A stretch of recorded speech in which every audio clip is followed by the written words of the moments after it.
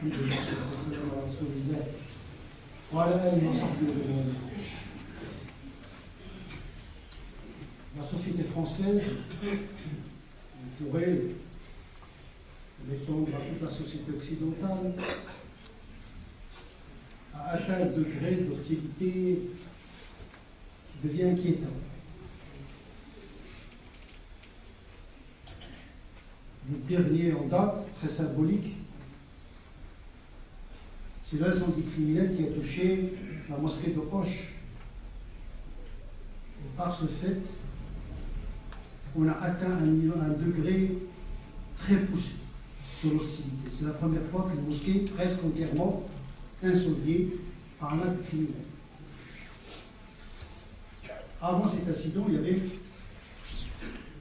d'autres comportements d'hostilité, d'exclusion et d'animosité à l'égard de l'islam et des musulmans. À travers les mass médias, à travers des déclarations politiques, à travers des actes d'hostilité contre des personnes parce que musulmanes. Et cette situation de plus en plus tendue doit nous interpeller, doit nous interroger. Ce sont des alertes, ayat. Dieu envoie des alertes pour les musulmans, d'abord. Ceux qui savent lire et comprendre le monde.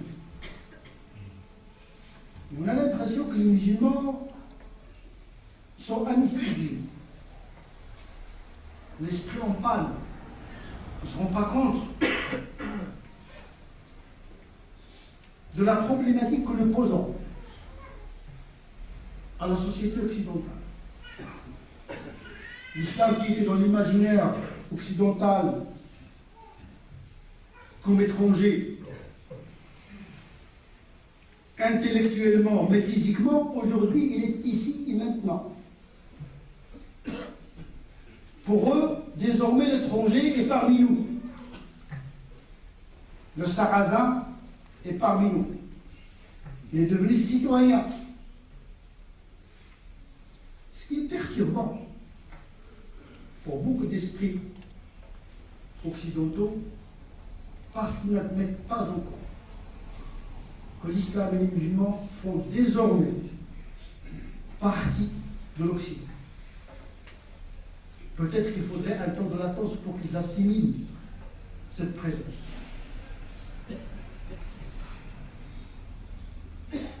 Mais nous devons chercher le pourquoi, les causes de cette hostilité à l'égard de l'islam et des musulmans. Car depuis la révolution iranienne, l'image de l'islam et des musulmans ne cesse de devenir de plus en plus sombre et négative aux yeux de nos concitoyens non musulmans. Est-ce que l'hostilité est d'origine religieuse, comme au Moyen-Âge? L'hostilité était chrétienne à l'égard de l'islam, une hostilité théologiquement fondée. L'infidèle, le sarrasin, qui était un statut théologique négatif aux yeux de l'Occident chrétien d'alors. Je ne pense pas que cette hostilité religieuse est la cause première de ces actes négatifs à l'égard des musulmans et de l'islam aujourd'hui. Mais l'hostilité est là. Peut-être elle est laïque, chrétienne sécularisée, mais la conséquence est toujours la même. Le refus. Heureusement que la sécularisation et la laïcité a atténué la religiosité chrétienne. Et peut-être Vatican II également a réalisé une révolution copernicienne des chrétiens à l'égard du musulman. Les chrétiens aussi, ils ont appris la leçon. Avec Vatican II, leur vision sur le musulman, le juif, a radicalement changé. Ce que les musulmans aujourd'hui n'ont pas fait. Le nom musulman, c'est un kafir, comme si le confrontait un délit. Une théologie de l'hostilité qui est théorisée chez les musulmans également. Et le kafir, vous avez dit kafir, ça y est, vous avez tout dit. Le kafir, dans beaucoup d'esprits musulmans et de théologiens, c'est l'incarnation du mal. Une vision sur l'homme complètement erronée et anticoranique. Peut-être que cette vision dont souffrent beaucoup d'esprits musulmans qui provoque la rupture avec le monde et empêche l'intégration dans la société. Peut-être l'une des raisons, pas la seule. Cette hostilité à l'égard de l'islam peut être tout simplement une hostilité économique,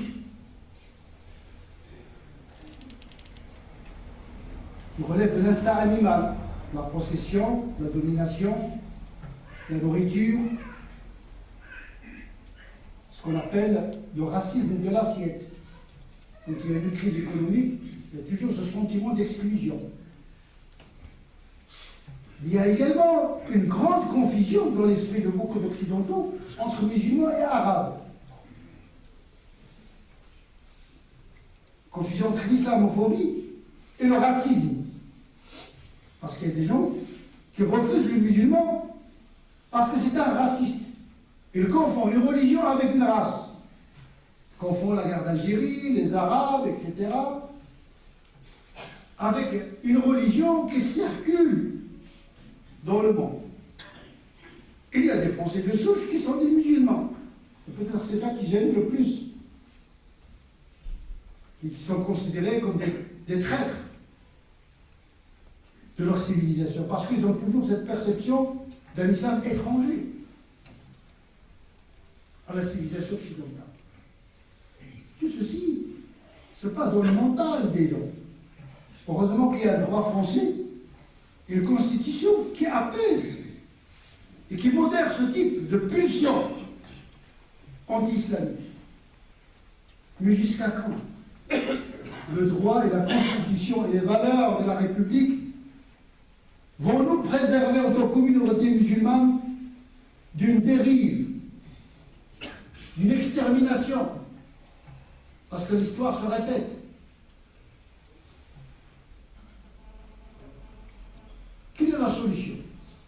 La solution, d'abord, c'est le discernement. Quel type d'hostilité s'agit-il? Hostilité religieuse, raciste, économique, une hostilité de peur, par ignorance? Et je pense que la majeure partie de l'hostilité à l'égard de l'islam vient de l'ignorance. Les gens ne connaissent pas l'islam, ils ne connaissent même pas le christianisme. Il n'y a plus de culture religieuse en Occident. Donc tout phénomène religieux est associé au fanatisme dans leur esprit. Cela les renvoie au Moyen-Âge, la guerre des religions. Surtout en France, avec sa laïcité au départ hostile au catholicisme, mais aussi à toutes les religions au départ. Après, il y a eu un apaisement qui est devenu une tension après l'avènement de l'islam, qui a reposé la question de la laïcité. Parce que la France, à un moment donné, a dit voilà, la laïcité, là, vous savez, on a fini avec le catholicisme, la religion s'est éteinte, s'est évanouie, puis hop, il y a des musulmans qui débarquent. Encore la religion. La présidente de l'islam depuis les années 70 a reposé la question de la religion. Mais les musulmans n'ont pas conscience de cette peur. Parce que cette liberté dont nous bénéficions aujourd'hui en France est le fruit d'un combat contre l'Église catholique. Parce que s'il y avait encore l'Église catholique qui dominait la France, il n'y aurait plus de musulmans. Il n'y aura pas de musulmans. C'est grâce à la laïcité, et la sécularisation, et la tolérance qui s'est développée en Occident, que les musulmans, enfin, et les protestants avant eux, et les juifs, peuvent vivre leur religiosité. Mais voilà que la laïcité elle-même se crispe. Une laïcité anti-islam. Parce qu'il y a une peur, il y a une ignorance, qui est due en partie aux musulmans eux-mêmes. C'est ça qui va m'intéresser ici. Nous avons une religion que nous ne connaissons pas. Il y a beaucoup de musulmans qui pensent que parce qu'ils sont musulmans, ils connaissent la religion. Ils connaissent la copie. Ils ne cherchent même pas à savoir. Parce que je suis musulman, tout ce que je dis sur l'islam est vrai. Comme s'il est l'incarnation de Dieu. Et quand vous parlez avec un musulman, vous avez l'impression d'avoir devant vous un Dieu qui parle. Dieu a dit, le prophète a dit. En vérité, c'est lui qui parle. Chercher une valorisation à travers Dieu et le prophète. Une religiosité par défaut, un complexe d'infériorité qui se subsume en complexe de supériorité. L'Occident a le matériel, mais nous, on a le spirituel. Les Occidentaux en ce bas monde, nous, on a l'au-delà. Comme s'il a signé un contrat avec Dieu qui sera parmi les gens du paradis. Ce rapport à la religion est un rapport identitaire, mais pas un rapport religieux. Un rapport de rupture, c'est-à-dire je choisis dans la religion ce qui me distingue d'emblée avec l'autre. Alors que l'islam, elle cherche d'abord la proximité dans la forme et la singularité dans le sens. Je parle le même langage, j'utilise le même Dieu. Pourtant, Dieu de l'Occident, c'est Jésus à l'origine. Mais j'emprunte la même sémantique, mais pour connecter avec l'environnement afin de transmettre mes significations à moi. Donc l'islam, par essence, et depuis le départ, elle cherche la connexion avec l'environnement. Ce n'est pas une religion de déconnexion, ce n'est pas une religion de rupture. Parce que c'est une religion universelle qui cherche à se faire connaître. Donc toute lecture de la religion qui coupe le musulman de son environnement est une théorisation de l'extinction de l'islam et sa disparition. On n'a pas le choix. L'intégration, la fréquentation. Le prophète sallallahu alayhi wa sallam a dit le musulman qui fréquente les gens et qui patiente est mieux que le musulman qui ne fréquente pas les gens et qui ne patiente pas. Il ne s'agit pas de se diminuer complètement, mais de créer un rapport avec les gens.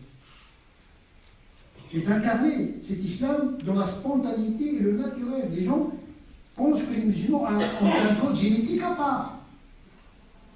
Déjà, se présenter comme un être normal devant un homme musulman, c'est déjà un exploit. Ah, vous êtes normaux, oui. Vous êtes anormalement normaux, comme vous. Mais il faut chercher la normalité d'abord. Si on veut rentrer en connexion, en relation avec les autres. Et parfois, les musulmans choisissent d'abord la distinction. Ah, nous, chez nous. Ah, chez nous. En islam, chez nous. Et toi, tu es qui? C'est-à-dire un islam qui disparaît complètement. Ou bien des individus sans islam. On parle de l'islam, mais nous, on est autre chose.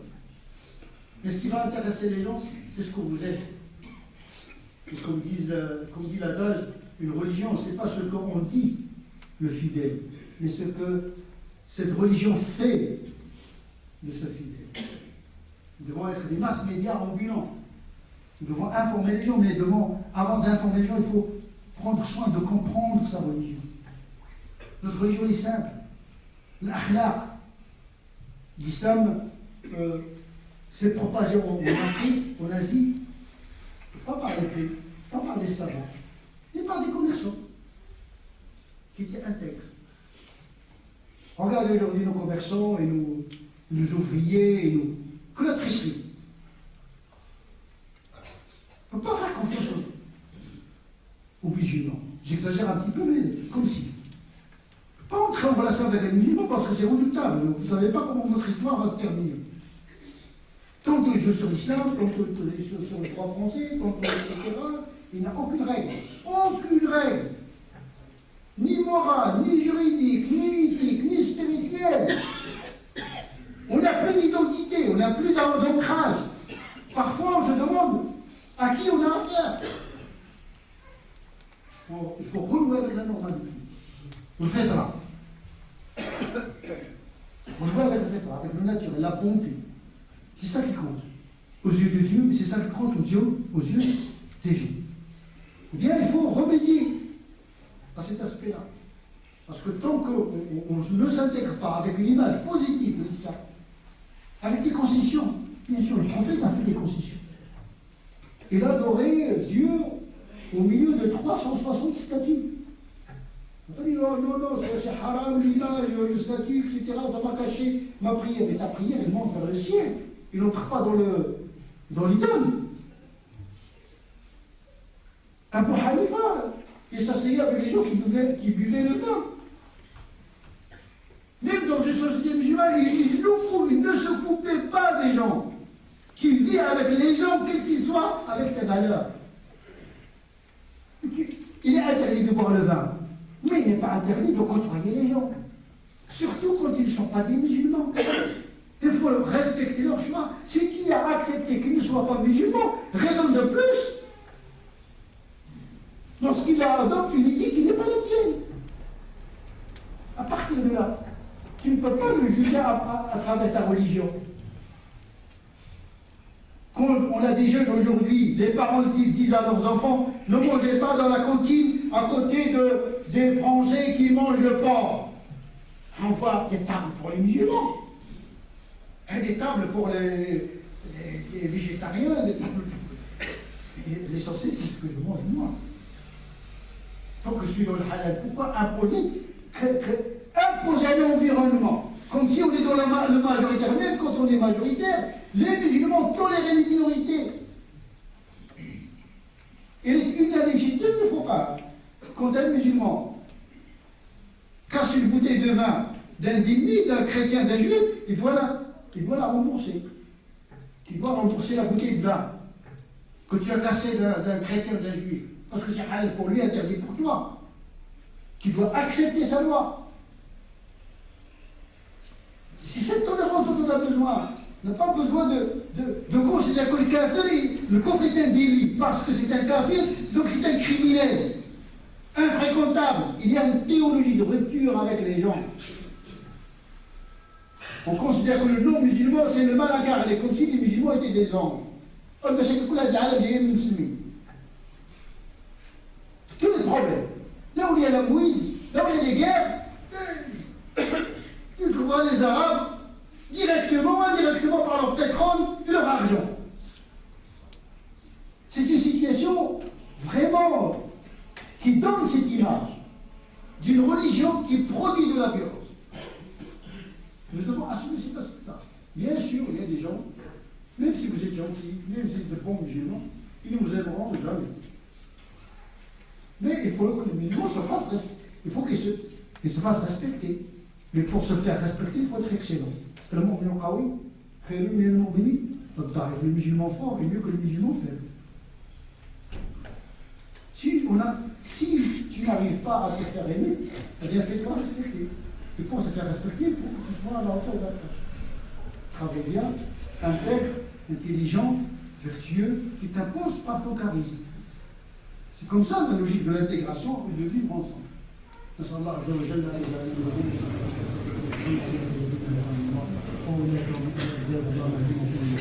وعافنا فيما عافيت وتولنا فيما توليت وبارك لنا فيما أعطيت وقنا واصرف عنا شر ما قضيت فإنك تقضي ولا يقضى عليك وإنه لا يذل من وليت ولا يعز من عاديت تبارك ربنا وتعالى اللهم لا تدع لنا في هذه الساعة الكريمة ذنبا إلا غفرته ولا هما إلا فرجته ولا كربا إلا نفسته ولا ميتا إلا رحمته ولا ضالا إلا هديته ولا حاجة من حوائج الدنيا لك فيها رضا ولنا فيها صلاح إلا يسرتها اللهم صل على سيدنا محمد وعلى آل سيدنا محمد كما صليت على سيدنا إبراهيم وعلى آل سيدنا إبراهيم وبارك على سيدنا محمد وعلى آل سيدنا محمد كما باركت على سيدنا إبراهيم وعلى آل سيدنا إبراهيم في العالمين إنك حميد مجيد سبحان ربك رب العزة عما يصفون وسلام على المرسلين والحمد لله رب العالمين.